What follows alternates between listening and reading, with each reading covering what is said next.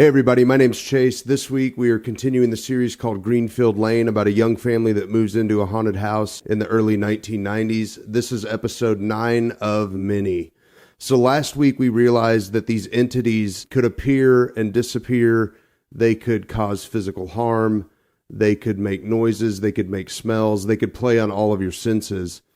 But they amped it up a bit because now they are able to mimic the voices of the people living within the house. At first, they would just mimic simple things like calling names, mom, dad, the children's names, and the people would report back, hey, you called me, and the members of the family would say, no, I didn't call you, I'm not sure what you heard or didn't hear. So they kind of live and let live, right? They're getting used to these weird occurrences.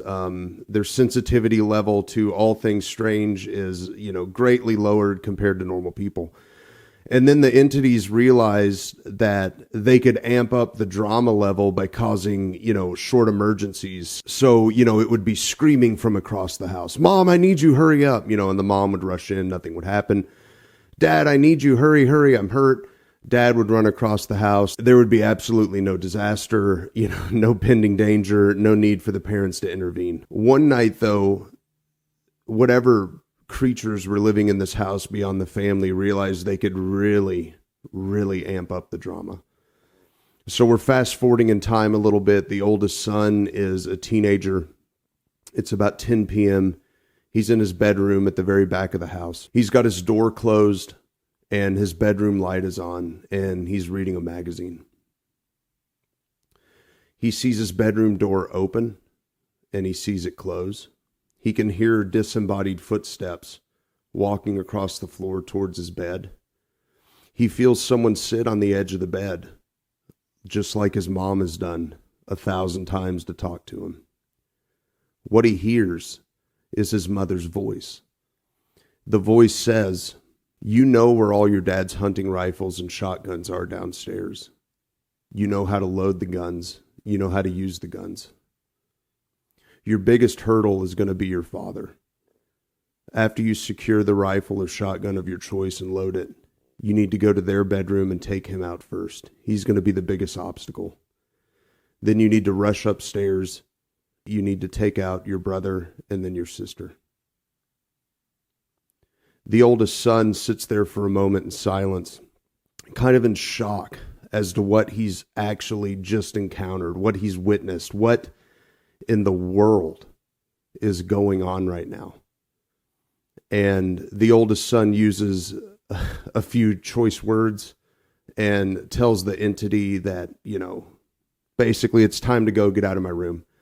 At that point, he feels a surge of air just circling the room, and it's as if all the negative energy and the heavy weight just escaped the room and it was back to normal again. The weird thing the oldest son realized about this entire encounter is that this ghost or entity or spirit was mimicking his mother. It didn't say anything about harming the mother at all. It's as if the spirit wanted it to look like the mother tricked the eldest son into harming his family, thereby framing the mother. So the son wakes up the next morning and he immediately tells his parents what happened, and they are absolutely mortified.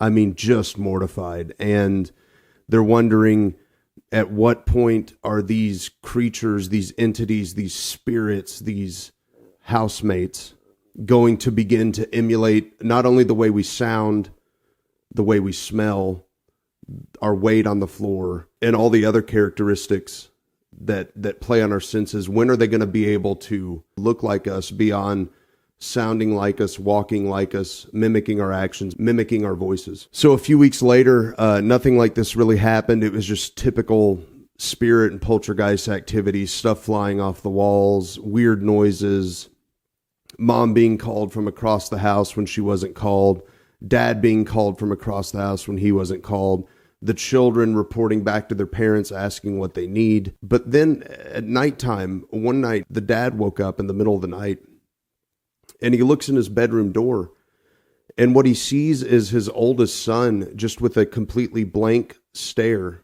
just watching him sleep. And he's like, that's weird. And he calls out the boy's name, and the boy doesn't respond. And he calls out his name again. He doesn't respond. At this point, the mom wakes up and she sees it too.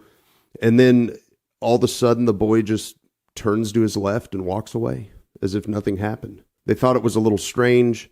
They asked the oldest son the next morning. They said, "Hey, were you watching us sleep?" And he said, "No, I was in bed." That's crazy. And they thought, well, that's weird. The children would also wake up in the middle of the night and notice one of their family members, their mom, their dad, one of their other siblings, staring at them from the threshold of the door frame, just watching them sleep too. And they'd call out the name a few times and it would just turn whichever direction it needed to, walk away and leave. They were all really freaked out about it. And, they would talk about it to each other, the next morning, and the parents would basically go, I don't know how to handle this. And I don't know how to make it go away or to make it stop. If you wake up in the middle of the night and you see something, just roll over and go back to sleep. That's the best we can do. And that is where we're going to stop this week. Come back next week. We're going to fast forward to the children are now having children, so we're going to get the grandchildren's perspective. I appreciate you all watching, commenting, subscribing. Thank you. Love you all very much. Have a great week.